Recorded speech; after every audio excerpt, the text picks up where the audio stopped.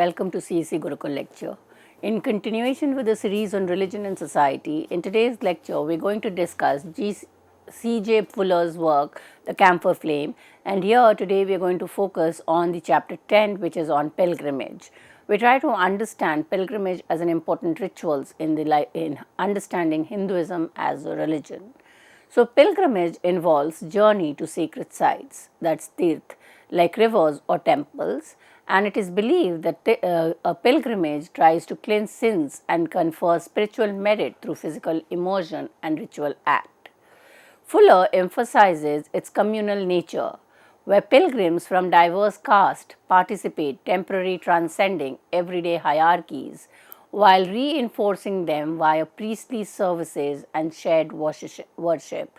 So, it's kind of also looked at into where it's not only kind of a religious activity, but it is also for of a social kind of activity where it gives individual opportunity to move in a group, singing and the enjoying life beyond the mundane everyday profane life. Fuller portrays pilgrimage or Tirth Yatra as a vital dimension of popular Hinduism that intertwines devotion, social hierarchy, and ritual purity. So, he kind of helps us to understand the geographical spread of the pilgrim centers in different parts of the country, and he takes examples from different pilgrimage or tirth place to understand the social everyday practices of the rituals. So, Fuller explains that pilgrimage centers act as a node that integrate geography into a sacred image. Within a specific area such as Krishna's homeland of Braj, the Tamil region or all India, each center marks a specific divine manifestation or event. These sites are related to one another as part of a spatial array that maps a totality of divine history onto the physical land. Through this religious topography, the land itself is integrated into an area which is of religious unity. So, when we look into pilgrims, we look into as geographical topography are the centers. Then if we shift to the person who is visiting these centers, then we look into the pilgrim as a temporary renouncer. For the time being, when a person is on a pilgrim, he or she is basically giving up the everyday mundane life and becomes like a renouncer. So, because the pilgrimage center is set apart from the mundane world, the act of traveling to it allows the devotees to detach from ordinary existence. Rather, it is an inversion of the everyday life. It's a sacred moment which is not looking into the material comfort, doesn't look into the hierarchy which works in everyday life, and it's kind of a time and a place where one wants ritual purity. So, the journey is often viewed as a substitute for an equivalent to formal renunciation, that is sannyasa. The idea of the pilgrim as a temporary renouncer is found in both classical text and the understanding of ordinary people. There is a powerful cultural image of ideal pilgrim walking with only bare necessities.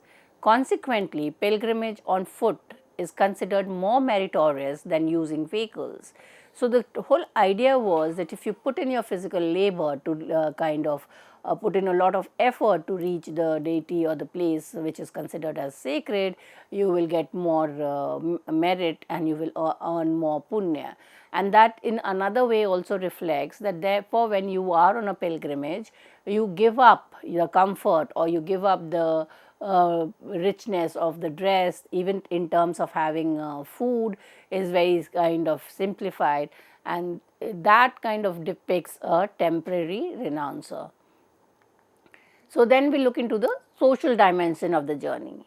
While renunciation is often a solitary path, Hindu pilgrimage frequently incorporates communal and devotional elements.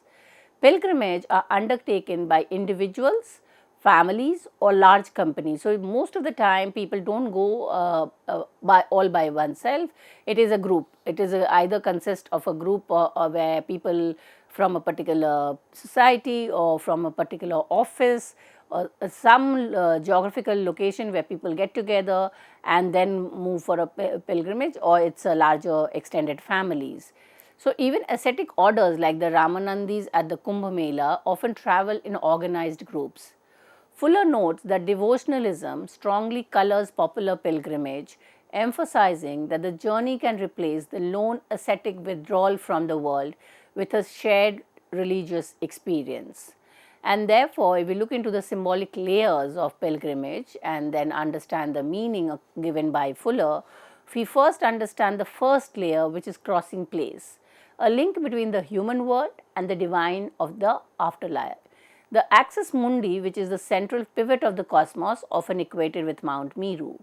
The third symbolic layer is the microcosm, a site that represents the entire universe or the human body, and then the node, which is a specific point in a network of sacred sites that define the identity of a region. Now, he also makes reference to anthropological works done prior to his study, and we see he makes refer to Srinivas' study of the Mysore river, and another anthropologist that he makes reference to is the study by Iravati Karve. Drawing on participatory studies by scholars like Iravati Karve and Angie Gold, Fuller emphasizes that the process of traveling can be just as significant as the destination itself. In her participatory essay, Iravati Karve examines the pilgrimage to Pandharpur in southern Maharashtra, home to the temple of the god Vithoba. This journey is a cornerstone of Marathi devotionalism and serves as a vital expression of regional and cultural identity. Then he makes reference to the Varakari Panth and its origin. The pilgrimage is deeply rooted in the Varakati Panth, or that is the pilgrim's path, a non-ascetic devotionalist order composed of the householder. The movement flourished in the 13th century, inspired by the writing of Saint Genesvera, widely considered its founder, and Namdev Vithoba. The central deity, that is the Vithoba or Vittal, is identified as a form of Vishnu or Krishna and is noted for his lack of distinctively physical features. The order became the most influential in Maharashtra during the 17th century, the era of the Saint Tukaram and the rise of the Maratha kingdom under Shivaji. So, the pilgrimage is characterized by its massive scale and its role in defining the geography of the region. While held twice a year, the main pilgrimage occurs during the bright fortnight of Ashar, which is June and July. Attracting 5 to 600,000 people annually, it is regarded as the greatest regional pilgrimage in India. Iravati Karge argues that the event defines the region, excluding the coast, as the land whose people go to Pandharpur. Then we also make reference to Victor Turner's theory of communitas. The Pandharpur pilgrimage, alongside like the Khandorba temple of Jejuri, creates a religious topography that fosters a sense of Maharashtrian cultural and political unity. Victor Turner, drawing on Karve's work, famously argued that the pilgrimage is a liminal phenomena. Now, before we discuss about pilgrimage, Victor Turner has given us that there is a kind of a passage from the stage of liminality to a post-liminal period, and the liminal is basically a place where you are neither here nor there. It is a central passage from one stage to the other. During liminality, the state between the normal social roles, participants enter communitas. Communitas makes reference to the unstructured and it's not a order. So, when you are in a pilgrimage, you are basically in a state of communitas. Communitas implies here a relationship where they are stripped of structural attributes and leveled as equal human beings. So, when a group say from a same office or from a same corporate organization are on a pilgrimage, then they are in a state of unstructured social order where hierarchies doesn't work, where everybody is equal, because the goal of the journey is common for everybody. So, it is to get divine blessings, and therefore, Turner's concept of communitas becomes significant to describe the journey towards a pilgrimage.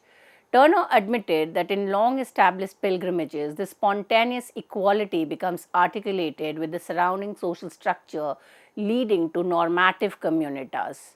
Ultimately, Turner believed pilgrimages are still bounded by the structure of religious systems that created them.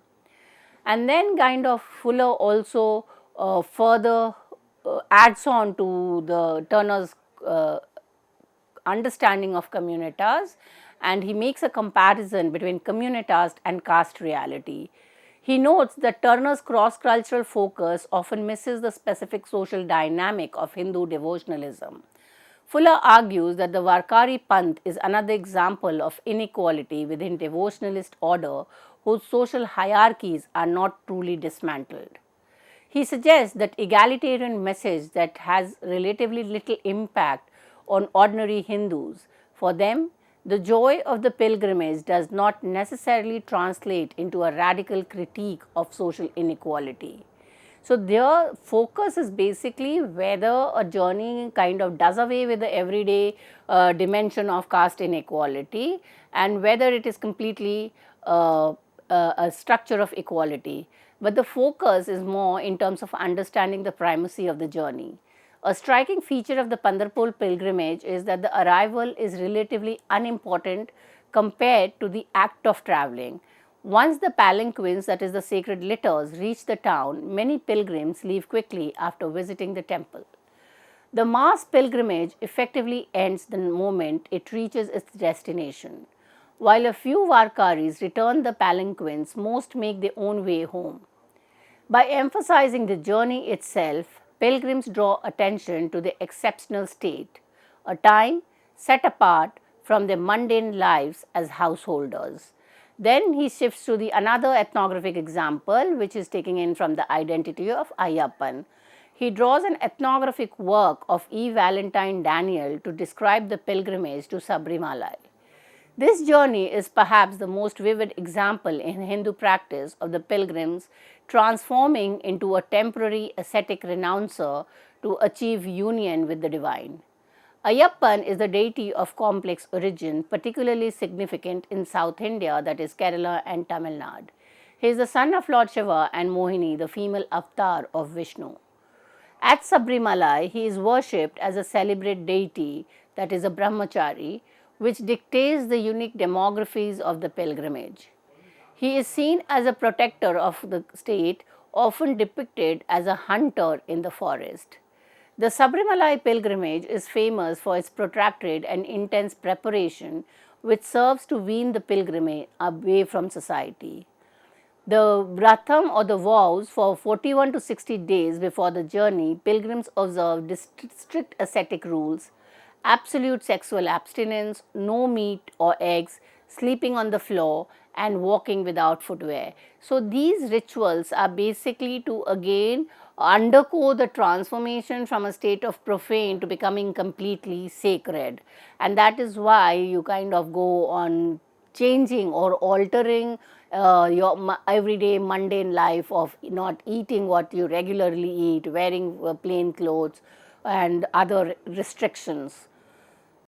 Then the next part is Fuller is talking about Anne G. Gould's study of a motorized bus pilgrimage from Rajasthan.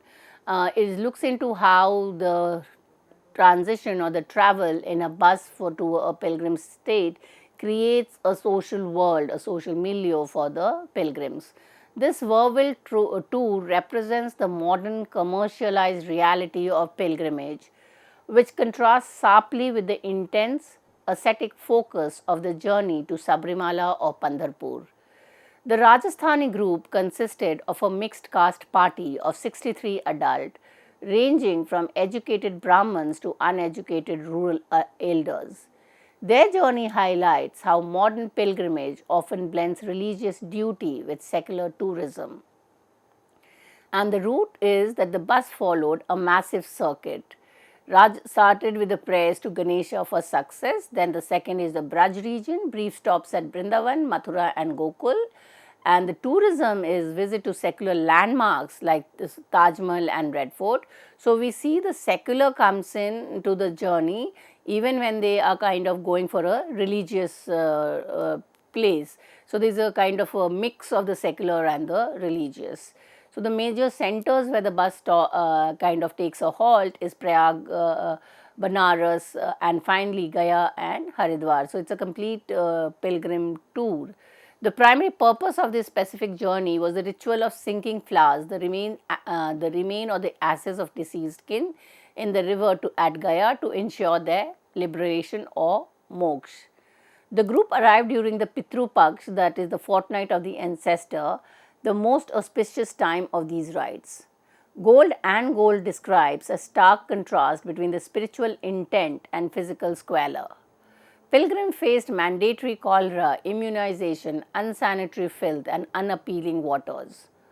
So the solemnity of these travels, then she goes to Fuller goes on to explain the third ethnographic illustration, which is Gaya, the center for ancestral rituals. The solemnity of the ritual was often interrupted by the chaos of the site, such as beggars, children snatching pouches of remains to get the coins hidden within it. Fuller and Gold explain that the pilgrimage is a circular exchange. It begins with the disposal of the dead and ends with ingestion of the life-giving purity. A major theme in this study is the ambivalence of the modern pilgrim. Many pilgrims openly doubted the merit of the journey while experiencing the discomfort of the bus and the filth of the riverbank. As Fuller notes, Hindus often deem pilgrimage meritorious while simultaneously calling them unimportant. Yet, they still feel a profound social and religious obligation to go if they have the resources. C.J. Fuller disagrees with Anne Gould's view that non-obligatory part of the trips are impenetrable. He argued that for many pilgrimage is simply an adventure, a rare opportunity to see the world beyond the village and experience the best gods. Fuller analysis shows that while the methods have changed from legs to engine, legs means that people used to walk to these places, to using railways and other modes of communication, the underlying logic remains. The journey is a way to manage the transition between life and death, to experience a different social reality, and to physically touch the crossing places that define the Hindu universe. So, if we look into the comparative summary table of the study, we see the primary mode is initially, say, the three places, the three geographical places that he is comparing is Maharashtra, the Pandharpur in Maharashtra, Sabrimala in Kerala, and the Guya Hardwar in Rajasthan. Is kind of giving us a comparison of the three places. And the primary mode in Maharashtra is walking, that is, there is a procession which is taken out, and in Kerala it's hard mountain trekking, Rajasthan it's motorized bus. The social mood in Maharashtra is communal, that is, there is a lot of bhakti joined. In Kerala, it is ascetic intensity, that you have to undergo a lot of rituals to kind of renounce the everyday life, and in Rajasthan, it is practical obligations. The participant status in Maharashtra is of a householder. In Sabrimala, the pilgrims becomes a temporary renouncer, and Rajasthan it becomes like a family kin because it's a group travel. The key symbol in Maharashtra is the dindi, that is the group palanquin. In Kerala, it is the Swami, that is the deity identity, and in Rajasthan, it is the water pot symbolizing life and purity. So, then he kind of looks into how this transition from walking to using motorized bus and other modes of communication is the reality of the modernity. Fuller notes that while walking is traditionally more meritorious, the modern reality is often the pilgrimage bus. Unlike the Varkari or the Pusti Marg, traditions where the walk is ritual, Rajasthan bus pilgrim value the destination over the travel itself. Long distance travel involves exhaustion, overcrowding, and extreme of weather. While these aren't sought out, they are assimilated with ascetic austerities, allowing householders to temporarily resemble renouncers through their suffering.